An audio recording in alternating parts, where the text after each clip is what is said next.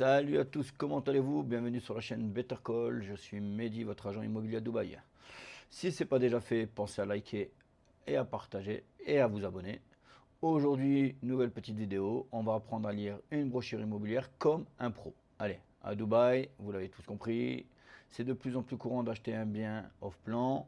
Lorsque vous achetez un bien off-plan, on l'a vu ensemble lors de vidéos précédentes, on a des brochures, on a des informations qui nous sont communiquées, mais souvent, beaucoup ne savent pas lire. D'accord? Les choses, elles sont belles, c'est des choses qui brillent, mais tout n'est pas or. D'accord? Donc aujourd'hui, j'ai décidé de vous montrer comment décoder les informations importantes, ce qu'il faut vérifier et ce qu'on doit mettre, on va dire, ce qui va vous mettre la puce à l'oreille avant d'investir. Allez, let's go, on y va.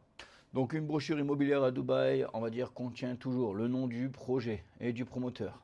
La localisation, souvent, on va dire, ça allait sur les premières pages, d'accord? Le plan de paiement, on va dire, indiqué. Donc 60-40, 70-30, bref, le plan de paiement qui sera proposé par le promoteur. La typologie, on va dire, ça veut dire les unités qui vont vous être proposées. Studio, one bed, 2 bed, 3 bed, etc. D'accord? Et bien sûr des images 3D avec un rendu marketing, d'accord? Ce qu'on doit retenir, c'est que, on va dire, c'est un outil de vente. Donc aujourd'hui, votre rôle, c'est de savoir lire entre les lignes, d'accord? Allez, on y va.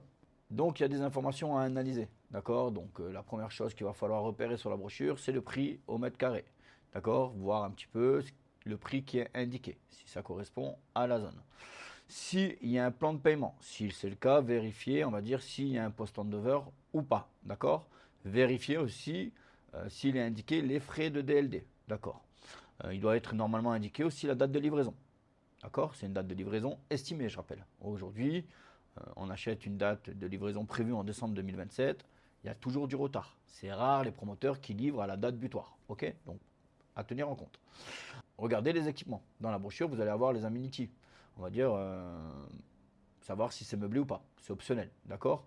Donc il faut vérifier ça, si c'est indiqué, d'accord? Si vous avez des images, on va dire, de la chambre, avec, on va dire, une belle décoration intérieure, vérifiez auprès de l'agent, savoir si ça va être livré comme ça ou pas. Il ne faut pas vous fier uniquement aux images, comme je dis tout le temps, il faut investir avec le cerveau et pas avec les yeux, d'accord?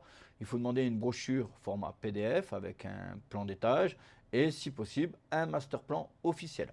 Donc il y a des détails à vérifier absolument avant de vous projeter. Regardez si le promoteur est approuvé par le DLD.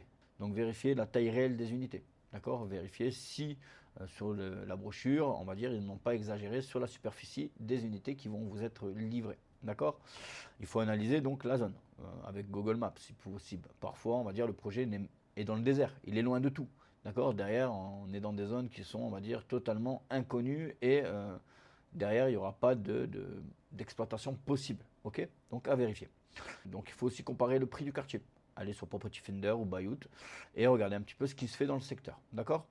Une brochure, si vous voulez, c'est une promesse, on va dire. On va dire, on vous promet quelque chose, on vous promet un rendu. D'accord? Le travail, c'est de savoir si le promoteur est capable de la tenir. Donc derrière, il faut vérifier, on va dire, avec un historique. Généralement, mon travail, c'est de demander le profil du promoteur.